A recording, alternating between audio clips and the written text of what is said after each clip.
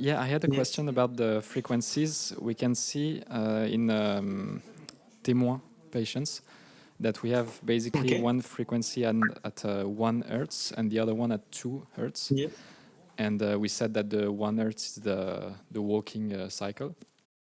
Is the 2 hertz a kind of harmonic of the first one, or is it linked to the movement at the same time of the feet? What would be the 2 hertz? It's an harmonic because it's a periodic. It looks like a periodic signal, so it's actually the harmonics that you see. Okay. On 2 hertz, 3 hertz, etc. Okay. There are things. If you look at the difference between left and right, can see we have another sensors located in the back of the du dos, je sais plus dire le dos. Le back of the. The back of the back. Of the back. Le dos, c'est at the back, at the lower back. And with that, we can see the left and the right foot, and then we can interpret the different harmonics as something happening on left and right, because we have two different phenomena, one that is a step and one that is a left step and a right step. But since we look only at one leg and one foot, it's only the harmonic of the phenomenon. Okay, thank you. Any other question? Oh. No, it's okay?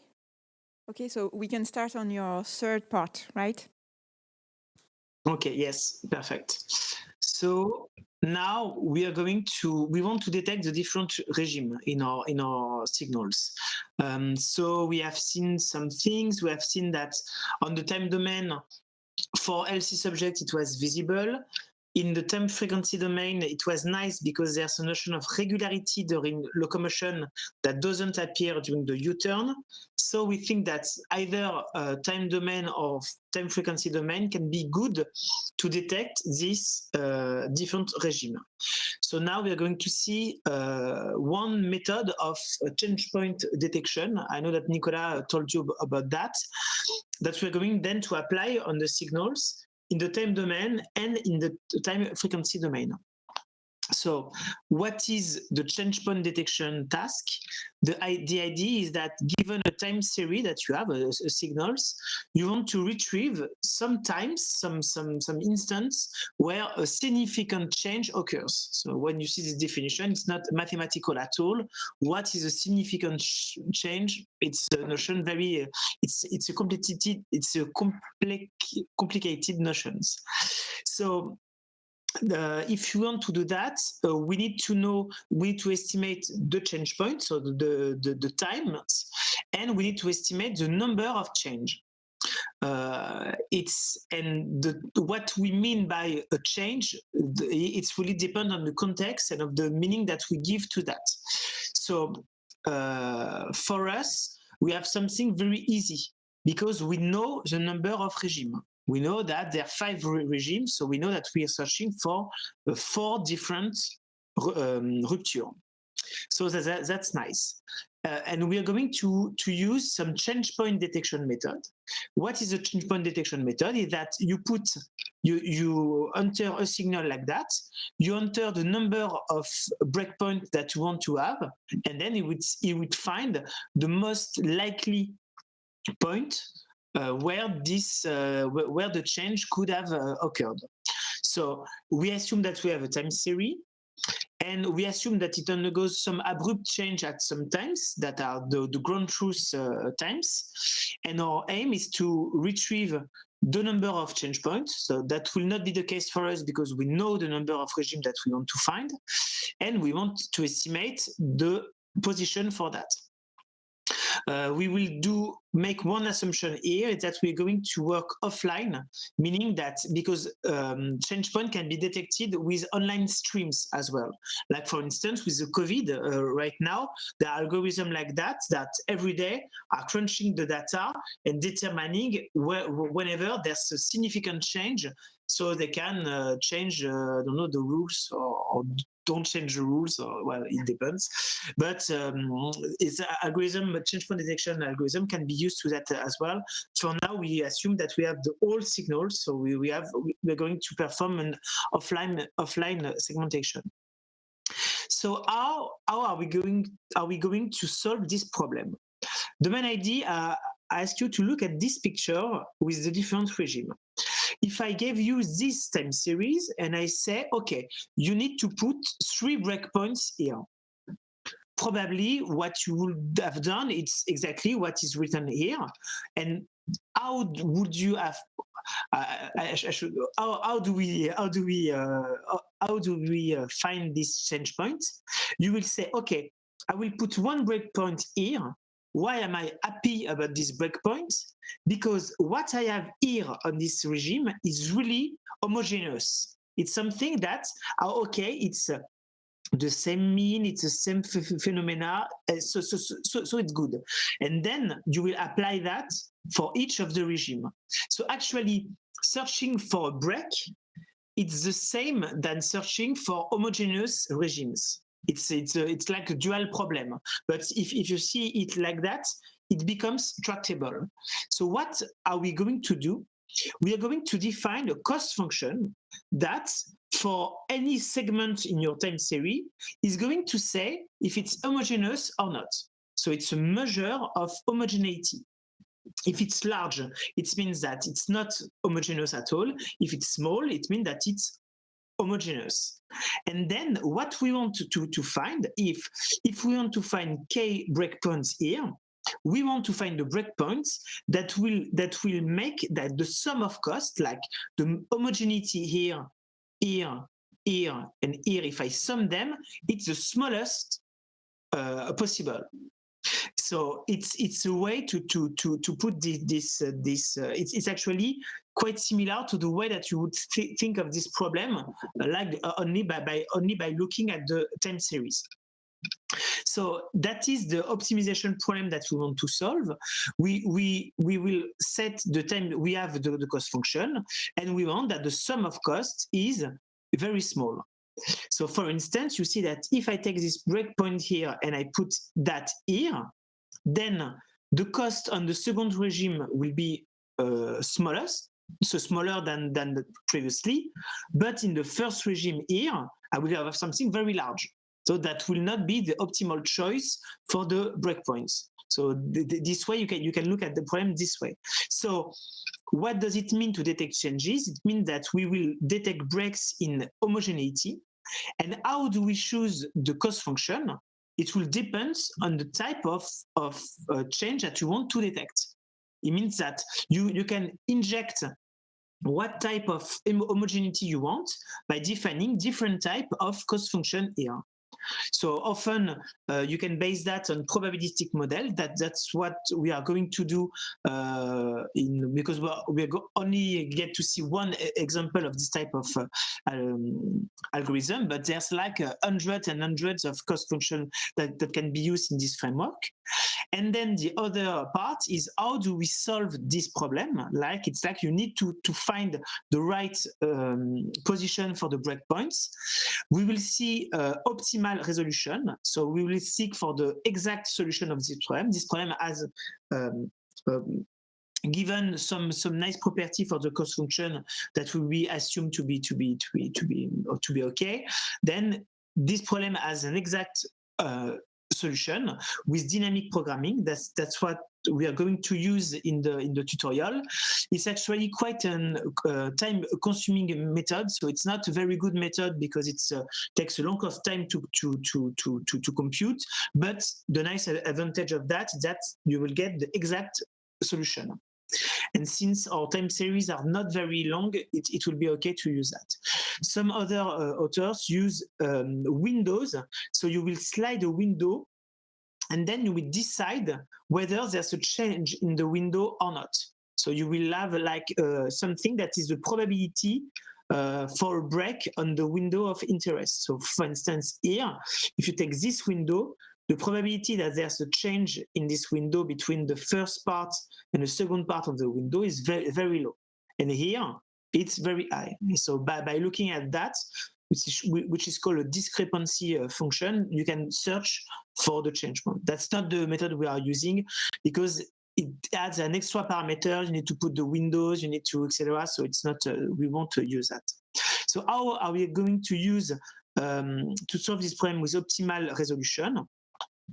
It's actually based, no, so first I'm going to speak about the cost function. So the cost function that we are going to use is actually the easiest one. So we search for a cost function that characterizes the notion of homogeneity. And in fact, we will use a very simple cost function that will search for breaks in mean. So we will say, okay, if the mean, if there's a change of mean, then we will detect a change. And which cost function are we going to use? There's a background, the probabilistic background for that. It means that if you take a Gaussian distribution, for instance, and you seek for a change in mean of a Gaussian distribution, then the cost function can be seen as a maximum likelihood estimation of the parameters given the local estimation of the mean. So it will mean that on a regime, samples are supposed to be EED according to the parametric distribution density, which is for us a Gaussian, simple Gaussian distribution. So we will use only the simplest version of that, which is actually the case for the L2 for the Gaussian distribution with fixed variance, and it's actually the L2 norm. So it will be the easiest cost function, meaning that for how do we say that a regime or segment here is homogeneous? We will actually just look at the variance on the regime. If the variance is large, it means that probably there will be there's a change of mean in there. If the variance is low, it means that the mean stays the same. So it's a very simple cost function, but given the maximum likelihood estimation, it has nice property and nice probabilistic property as well.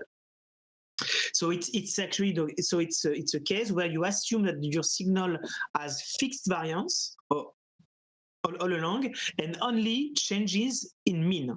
So that's exactly the kind of signal that the cost function is made for. You have here you can see you have a change in mean, so you can detect that, but with constant variance. So actually, the problem that we want to optimize is very simple. We will just look at the breakpoint that makes that on each sub-segment, on each segment, we have the lowest possible variance here. So here you have an example of that. So I put the unemployment rate in the USA until 2019 because well, it's very sad, but if you look at that in right now, it's the score are very, very large, so it was not fitting my my data. It's very so due to the COVID epidemics.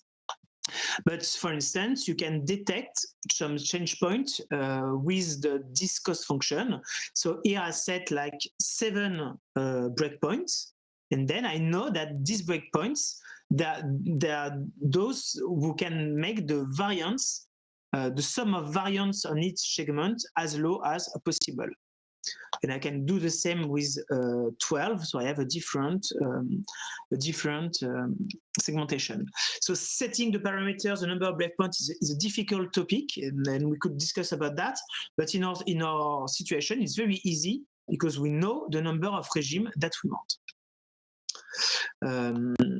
So how will we search for the optimal solution of this problem? The main idea is to use dynamic programming. So it's going to be a recursive estimation of the breakpoints. So I can show you in a nutshell how it works, but we won't discuss further the algorithm. The main idea is that if you look at the cost, if you search for the minimum sum of cost, it's exactly the same than searching for if you have already set one breakpoint, then it's the same than finding a k-1 breakpoints in the remaining segment. So we use that. If you see here, you have the sum on all the segments.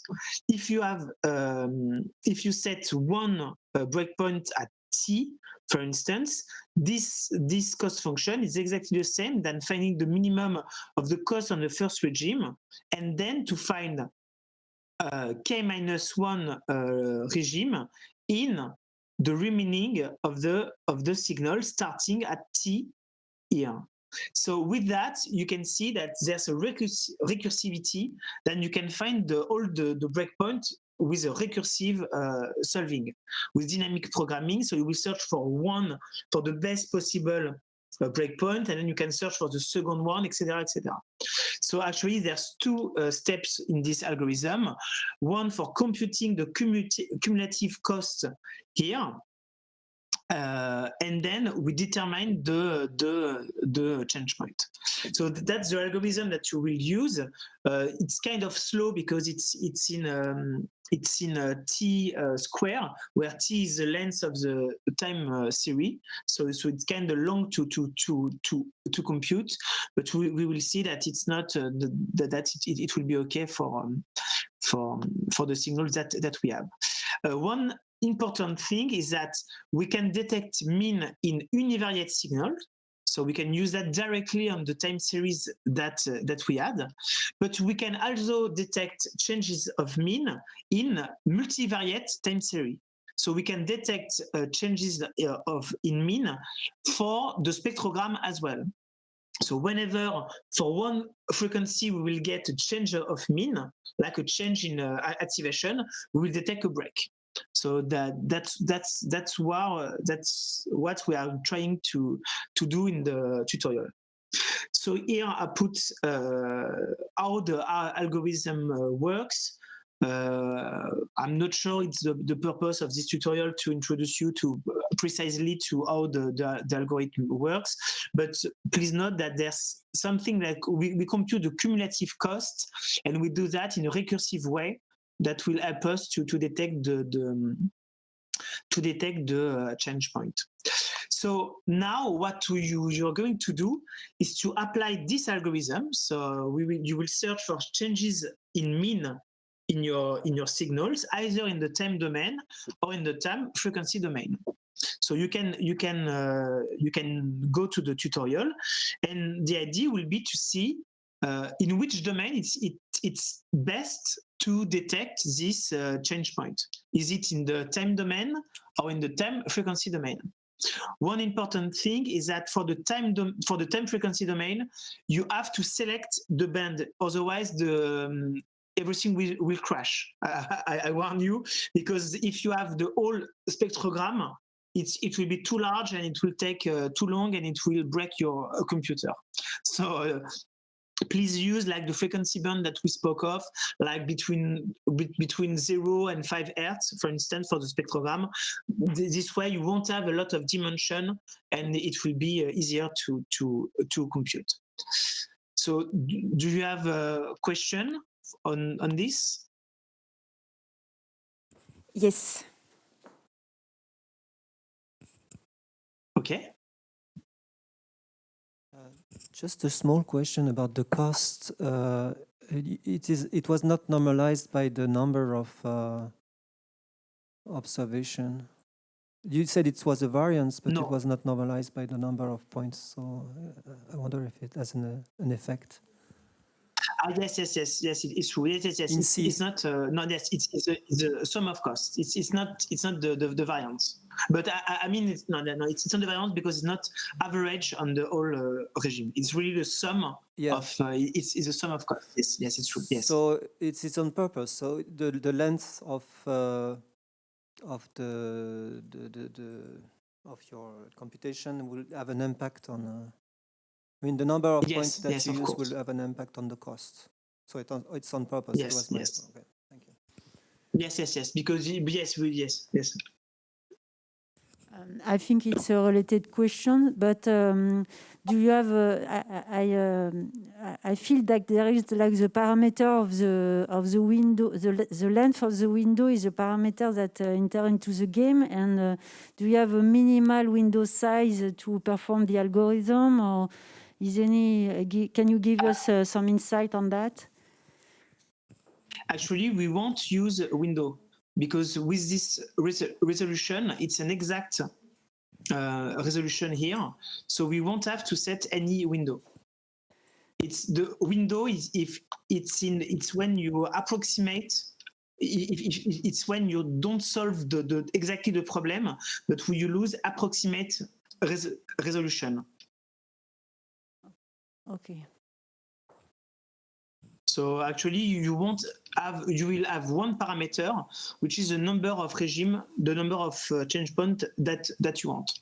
So it will be easy because you know that there are 4 breakpoints.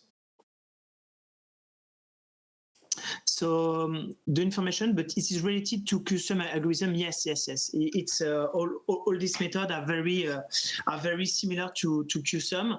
The only difference is that for QSUM, it's more a window method, meaning that you will have to post-process the discrepancy function like that.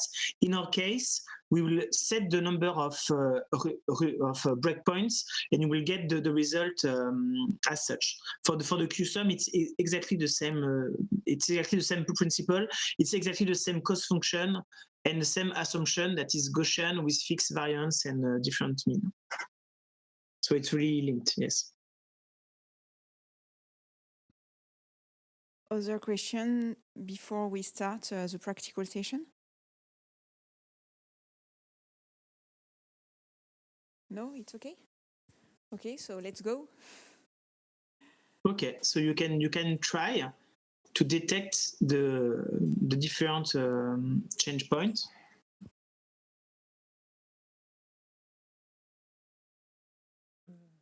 Oui. Vous m'entendez? J'avais une question, vu que lorsque j'ai lancé le code de la partie D, lorsqu'on cherche les points de rupture donc sur l'évolution du degré des pieds, j'ai les points de rupture qui se font sur la partie constante de la courbe avant qu'il commence à marcher, alors que pour la partie lorsque j'étudie les fréquences, ça me met bien les ruptures au bon endroit. Du coup, je comprenais pas pourquoi. Ben c'est logique. Ah. C'est qu'en fait ici, so the main outcome here is that does it work in the time domain? No, it doesn't work. Why doesn't it work? Because all the assumptions that we add on the signals are false. We are searching for changes of mean. Then if you look at your signal, the mean is actually always the same. And we assume that there's a constant variance. Here, the variance is changing all the time. So the cost function that we used here is not adapted at all for the time domain. So if you run the change point detection algorithm on the time domain, you will get a garbage result. So it's normal. It's something that you should see. On the contrary, when you look at the data in the time frequency domain, then you have something where the model is appropriate, and then you will get meaningful segmentation, hopefully. Thanks.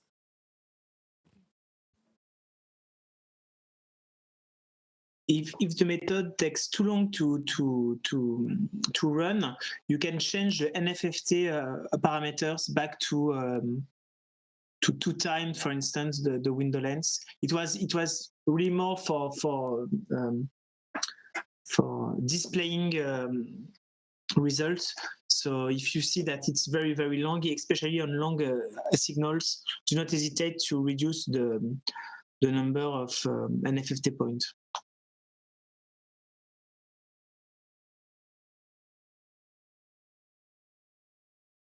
So I have a question asking why is it better to apply that in the time frequency domain. The idea is that what we are looking, we assume that we have a time series, we have a signal with constant variance, and we have changes in mean. And when we look at the signal in the time domain, we see that the mean, the local mean doesn't change, it's always around 0, and the variance changes a lot. So the cost function that we used to detect changes is not adapted to the time signals, because the assumption that we did, the constant variance and change in mean, is not the same. Actually, we are more like constant mean and changing variance.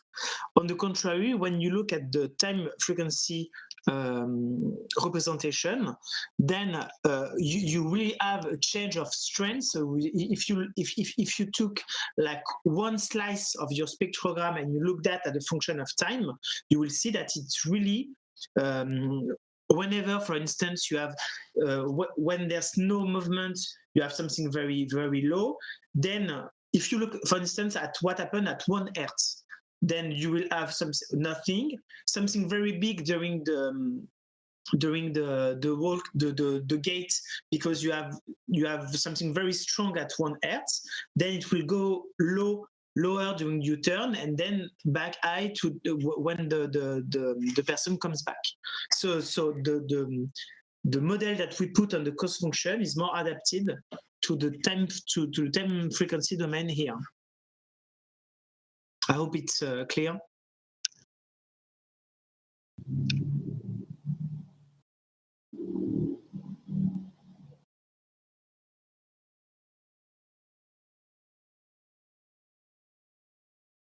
So yeah, if we want to detect changes in the time domain, it's difficult because it's variance, but it's not only variance, it's really regularity.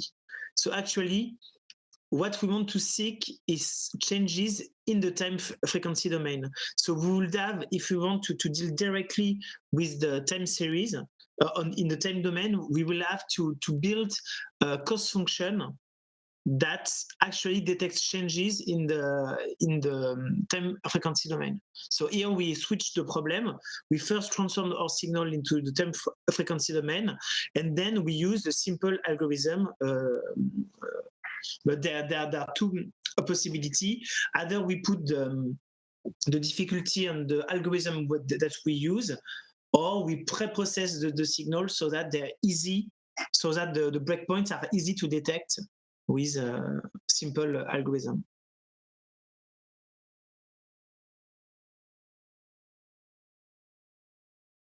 I have maybe a stupid question, but I'm not sure.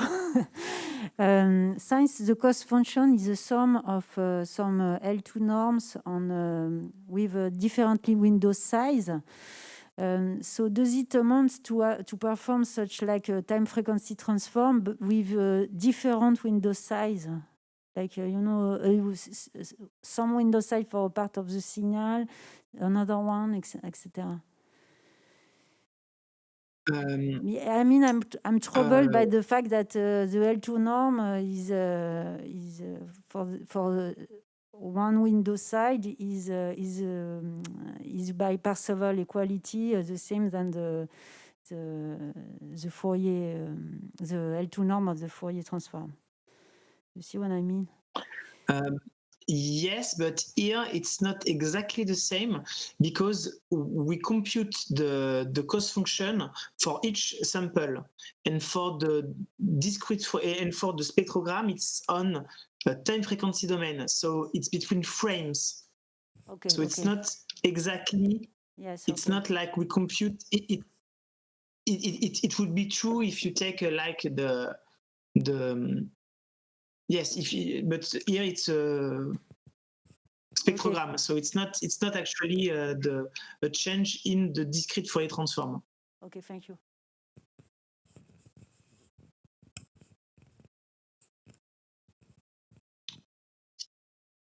So what do you see? Does it work? Everybody has something printed on his screen, so it works somehow.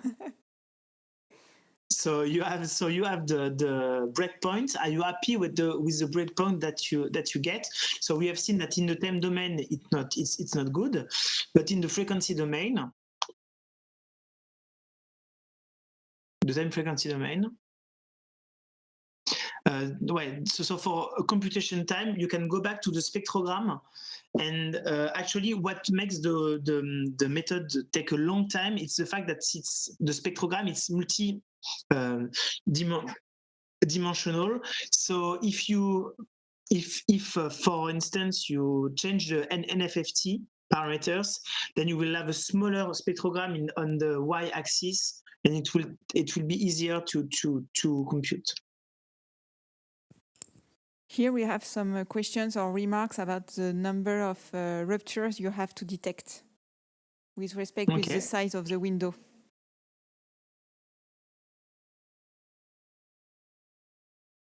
Okay. So some people are just discussing.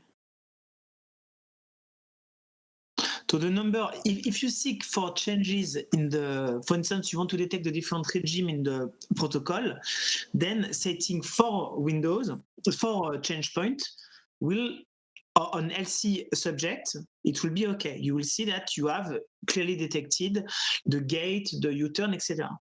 For very pathological subject, when you set 4 change points, you will get something different. And that's actually interesting as well, is that for some pathological subjects, the different regime are not actually, for instance, for the subject I showed you earlier that was making like small steps during the U-turn, U-turn is not an abrupt change in its locomotion. But there are some other parts of the signals that are meaningful change. And actually, when we started to discuss with a medical doctor about this result, they were very happy, because they say, okay, so the nice thing is to detect the U-turn and to detect, etc. That was something that we wanted us, because we are doing machine learning and signal processing.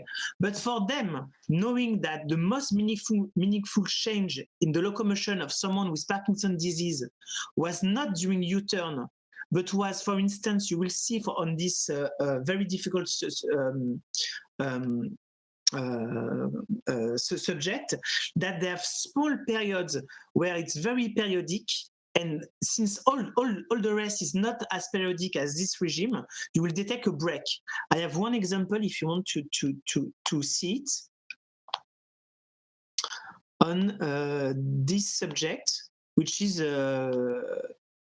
has severe pathology. Here, you see that when you detect the changes here, it's not something that we want. We would have liked like changes in the like here, for instance, the first change, we want that to be here because it's the beginning of locomotion.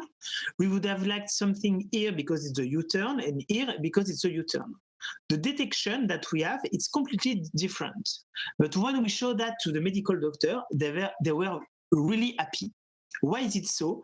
Because the detection that we make, and it's clear when you look at the spectrogram, is that there are 2 periods where the subject was very regular. You can really see that because there are strong periodic components. This period and this period was really regular, very periodic, and here and here and here, it's not as periodic. So actually, what the algorithm did, it detected the periodic parts here and here, and the non-periodic part, which are here, here, and here. And that, for instance, is a very interesting feature, because this kind of disease, they make the subject really afraid to walk. So what happens here is that the first step are very different and not structured at all, because when you ask someone that has a very very strong neurological disease, starting to walk, it's something that is very frightening because they are afraid to fall. So here you detect the moment where their gait becomes stationary. And what happens then is that the person is walking and he knows that he's going to perform a U-turn. But U-turn are something that is very frightening as well. So here, he looks at the end of the corridor, he knows that he's going to perform a U-turn, and then there's a significant change in the way that he walks, because he starts to process the fact that he's going to perform a U-turn. Then you have that. Then you have the U-turn. Then it takes time for the subject to say, okay, I'm confident again to walk. And then you have this. And we have exactly the same phenomena at the end of the walking, because he knows that he's going to have to stop, and he's afraid about that. So we have a change in rhythm and its cadence in this last part. And it was one of the first things that we saw on these signals, and it was actually one epiphany for us, because it showed us that the way that we thought of the problem as people doing mathematics and signal processing was not at all the same viewpoint of the medical doctor. They were really happy about this kind of segmentation. We were not, but to them, and it's something that we showed, and actually we published an article about that, is that it's something that is actually known on people with this type of brain injury, is that the way that they are processing their locomotion make that there are small portion of stationary gait and other that is not stationary. So it was an interesting result. But in fact, how did we bypass this problem?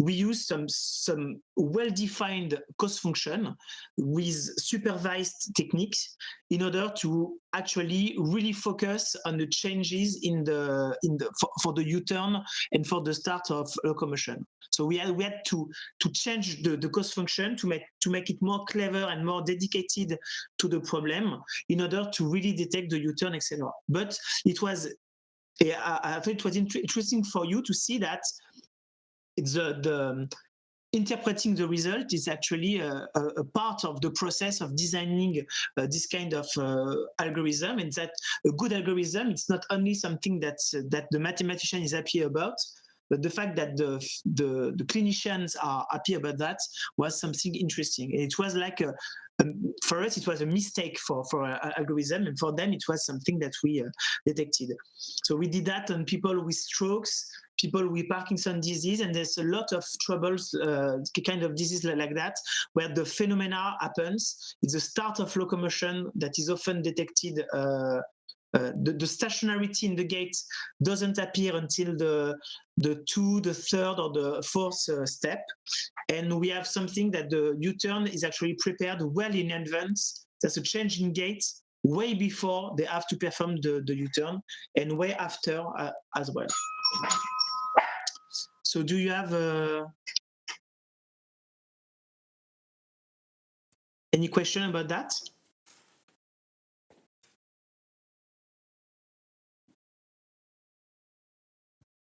I think no. No? Okay. So now we are going to switch to the. Oh no, c'est bon. Okay, I thought I heard someone speaking. So now we are switching to the second topic, is that we want to extract the steps. We see that there are some regular shape, some patterns that repeatedly happen in our time series, and we want to extract that.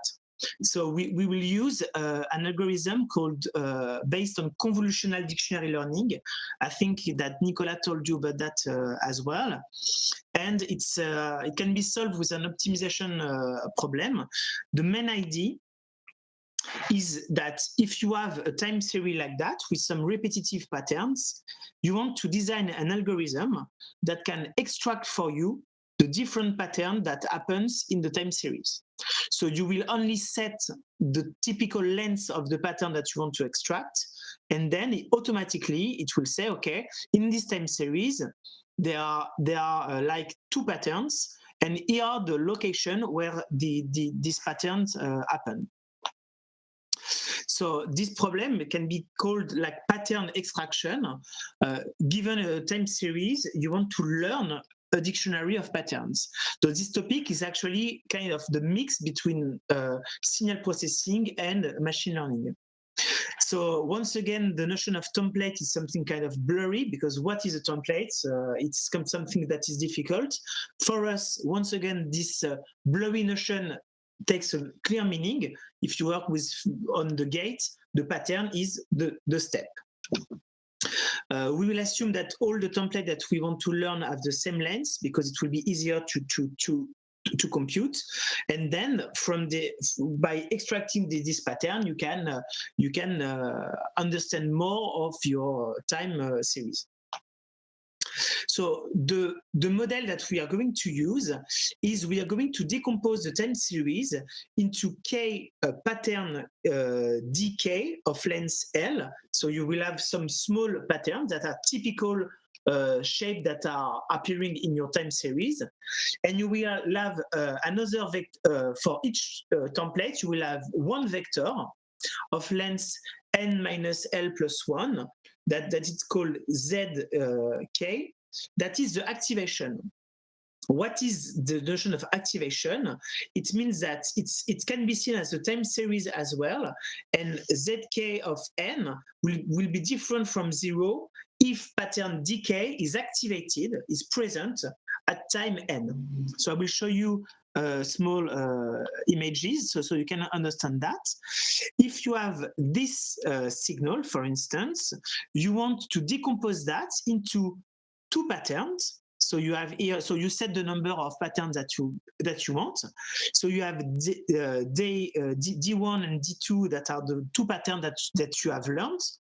And you have 2 vectors of activation that says that D1 is activated here, here, here. It's like Dirac if you want. It's discrete Dirac, and the amplitude here corresponds to the amplitude of the pattern on this particular position.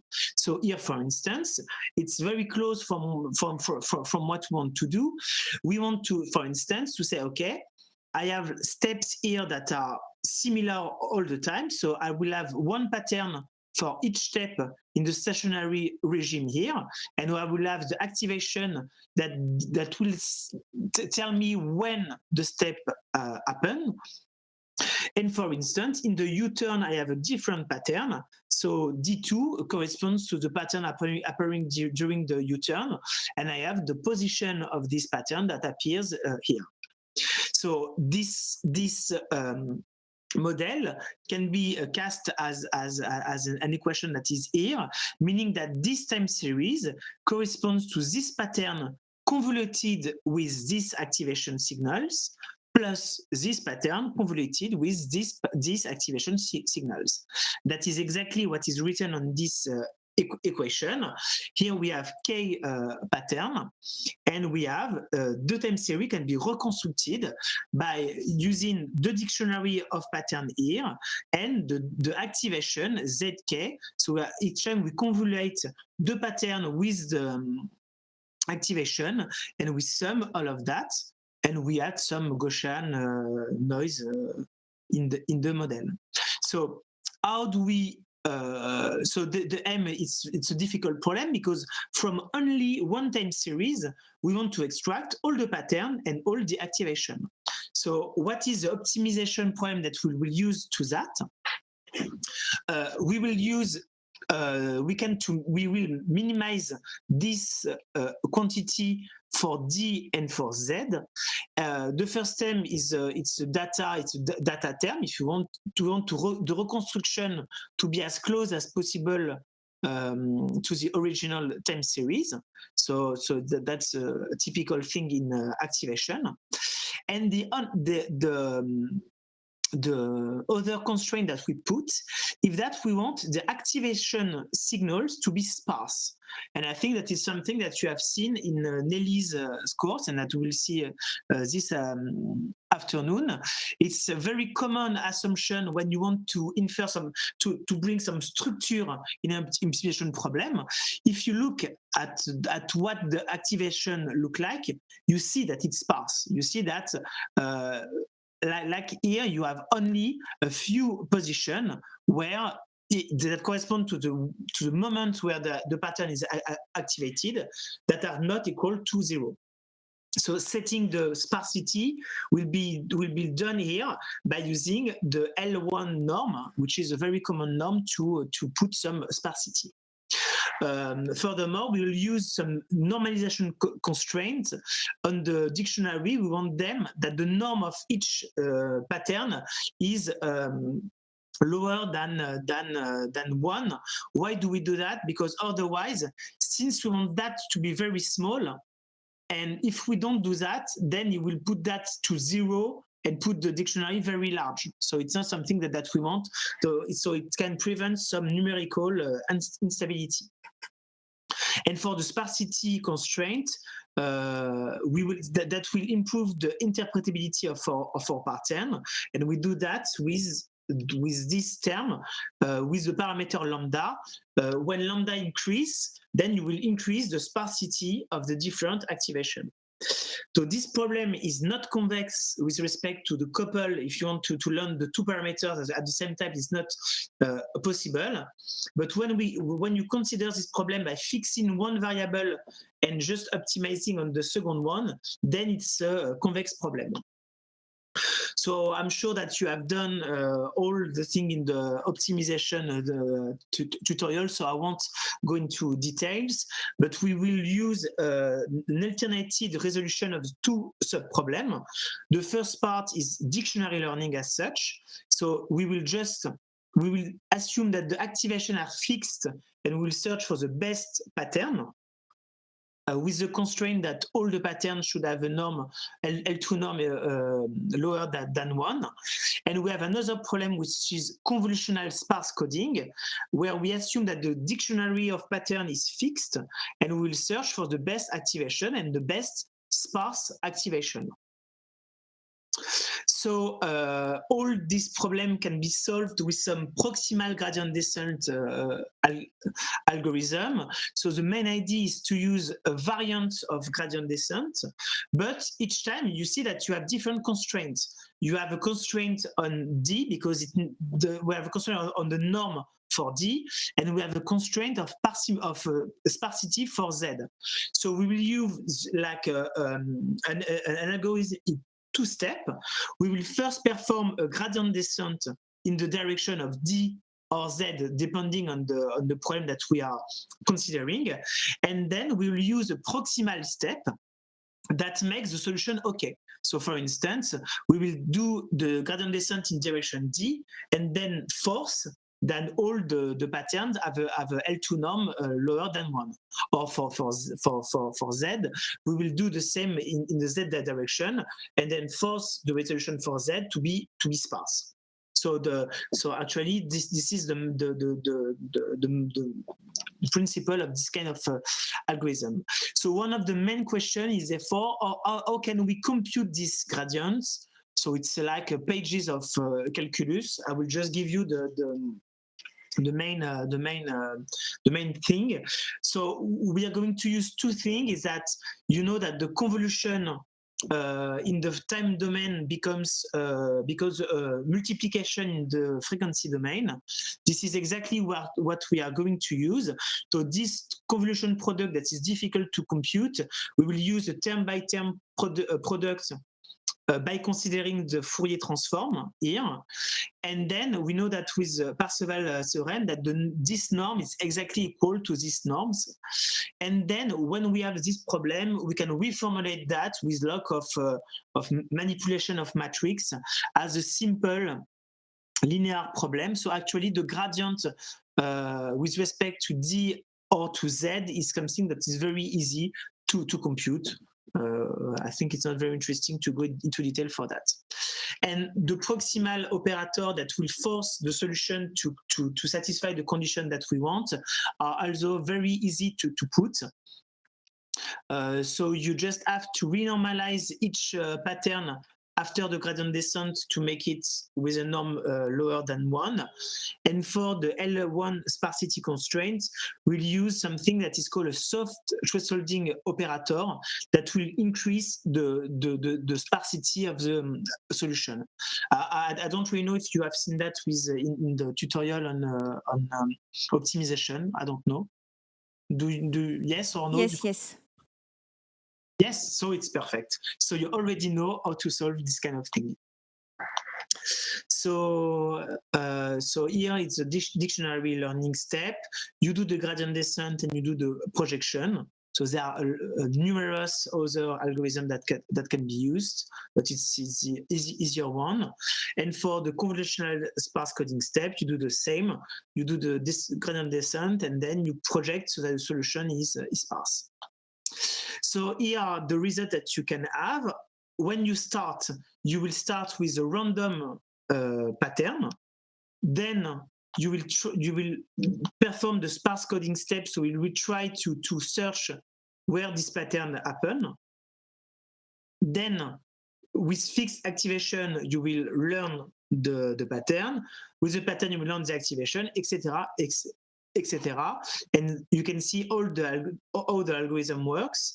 So you have a very nice property of that. If the algorithm considers that there are, for instance, less than 3 patterns, it will set 1 to 0. So it's very nice because it will delete the patterns that are not useful. So here it's iteration 2. When you gone with the algorithm, iteration 5, you see that the shape of the pattern becomes to be more effective. 10, 20, 30, 30 is finished.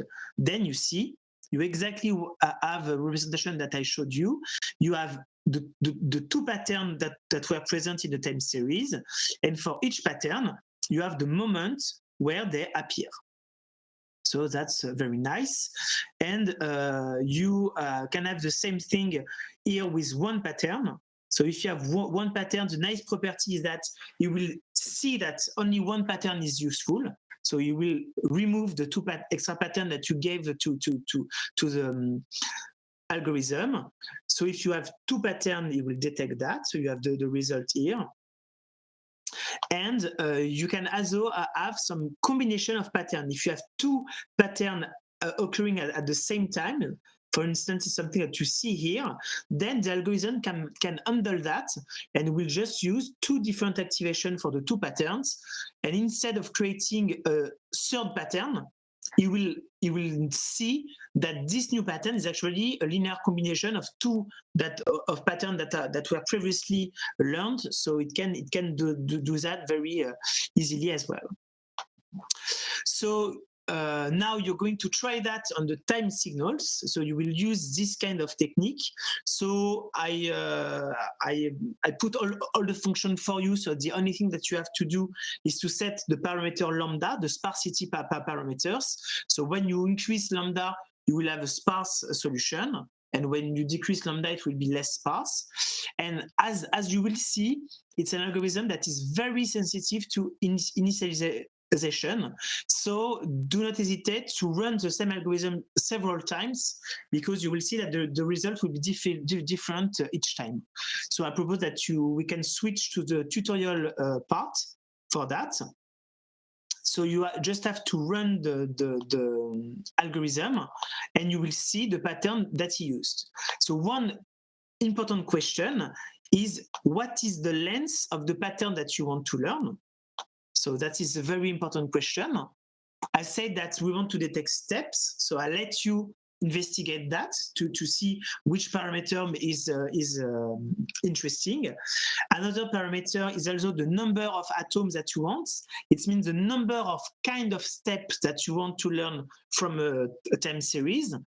So you will see, as I told you, setting a large number, it will be okay because it will set to 0 the pattern that are not used in your experiment. And then there's also the parameter lambda. I set the parameter to 1, and it's actually the default function, so it works quite well with this value. But I'll let you play with the parameters and to see the influence on the results.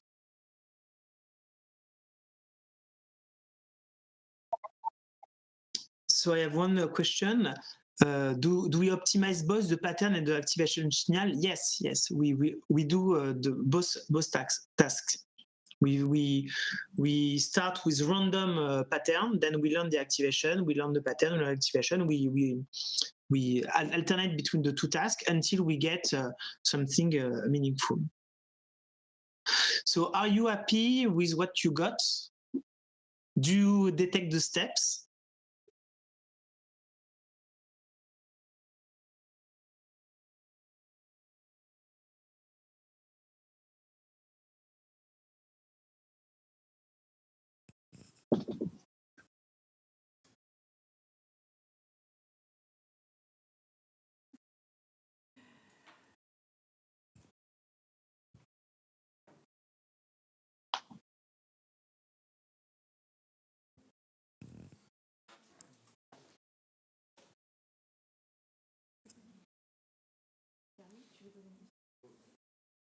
Just one question or remark. Perfect. Actually, it looks like the atoms that were not used are still random and not put at 0. Maybe how many atoms did you put? I used 7 atoms. 7. And what size did you use for the atom length? 10. 10, yes. It's because 10, you see, if you see 10 sample, it's very, very, very small. Yes. So it's something that you won't be able to see some steps, because I give you a hint earlier that the steps was around 1 second. Okay. So it's more 100, and if you take 100, then you will become to see the characteristic shape of the steps, because it's 100 sample per steps. Actually, I changed to 100, and I still have random atoms with no activations. Sorry. I don't know. Do other people get that as well?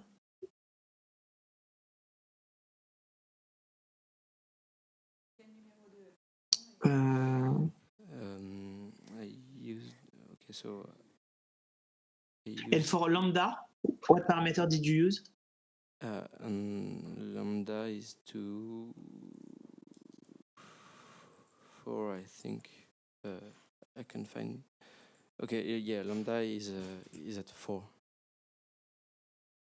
So you can set lambda equal to 1, like you can put 100 for L, and you can put like the number of atoms is good, so 7 or 5 or something like that. So I actually have one question.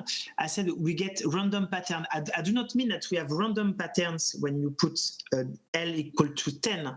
I said that what we get when you put that, it's so small that you won't see a shape, because it's the step that, since the signal are sample at 100 Hertz, 10 sample it's something that you cannot see. So you will not you will not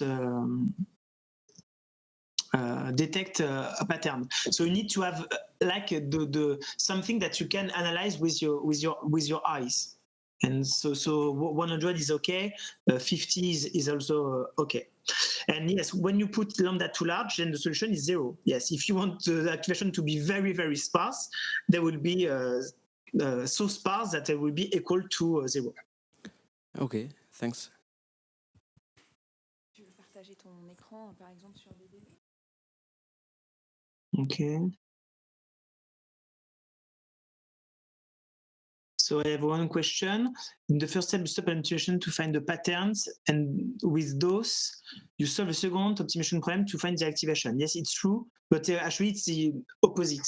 You start with the activation because you have random patterns at first, then you compute the activation, etc. It's exactly that. It's two optimization problems that you solve alternately until convergence, hopefully.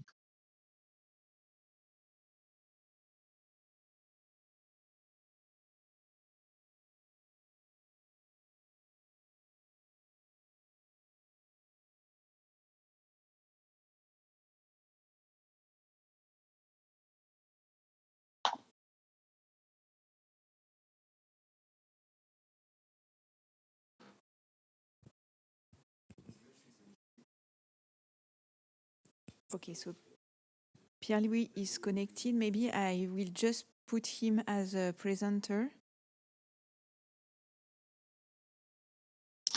Okay, it's true. It's true that they stay random. It's true. It's because I think it's the new version of Sportco.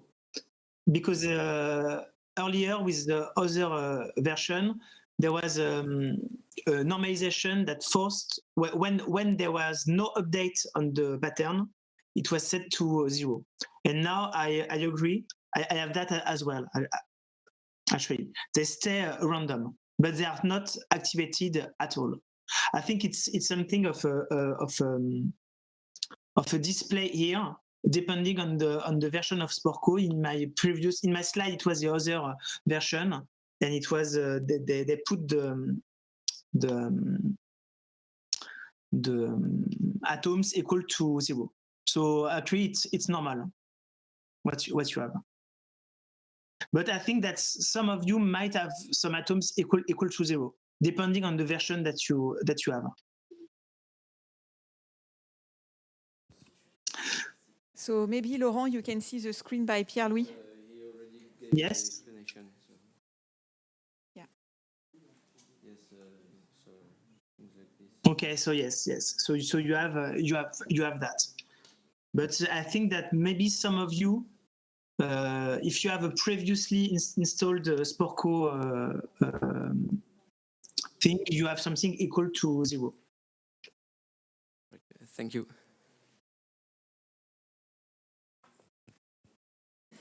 So here you can really see that you detected the steps, and the interesting part is that during the U-turn, for instance, you have other steps, like the last pattern you see. It's something around the U-turn. You have a different type of pattern that are activated here. So it was for us a very good way to. So I did not tell you, but you can apply this method not on one signal, but on a database of signals, and it was very interesting for us. We put.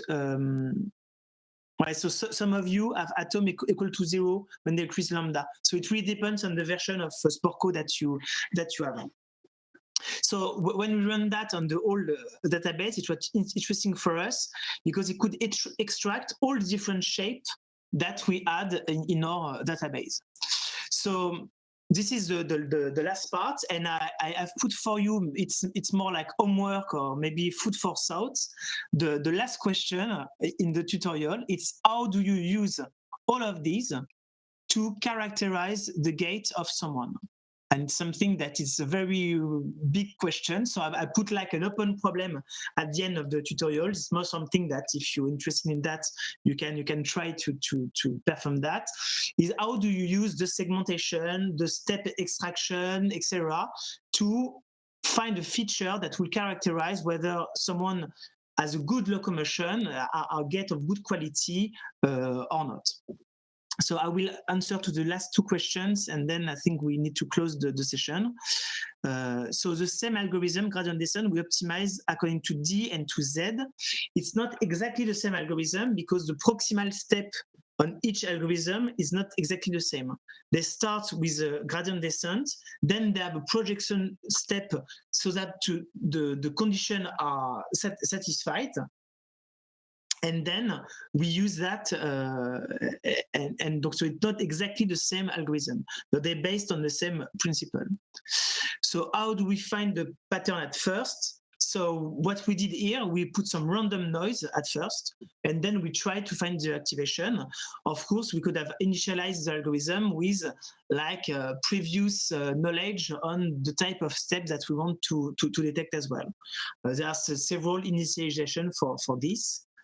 And the last question, the analysis is agnostic with respect to the signal label. Yes, it's interesting. It's because when we spoke with medical doctor, they were not interested in classification.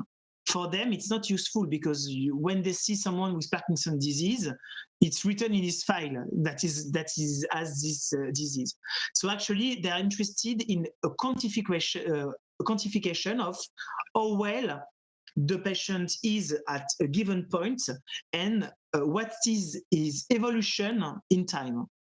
So that's why they were really interested in like finding some stationary regime in the signal, extracting steps to see if the shape of the steps are the same between like two sessions with like 6 months apart. They were interested in that because they're really more interested in just an objective quantification that could be exactly the same at all sessions. So we didn't use a lot of the label that we had. One other thing is that, as we have seen, severity is an important process as well. So saying that someone has Parkinson's disease doesn't mean much. You need to know all other things. So that's it. I think since I think we need to stop now. Yes, maybe a last very quick question. Yes, of course, just quickly, sorry. Is there an equivalent in the frequency domain that could be used for a source separation, where you could have patterns in frequency and the activation would give the influence of the source at any given time? It's perfect because one of my PhD students did his defense last week on Friday exactly on this topic. So yes, we have worked on finding this pattern in the time frequency domain, and even in tensor time frequency domain, like you assume that you have several spectrograms and you search for templates in this cube of data. We have worked on that as well. Yes.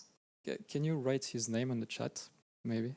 Oh yes, of course. Thank you. It's Pierre. So the article is still it's not. I don't have the preprint, but you can. I can give you his PhD. You can write, and I will send you the manuscript. Okay, thank you. Okay, so let's thank Laurent again. Thank you very much.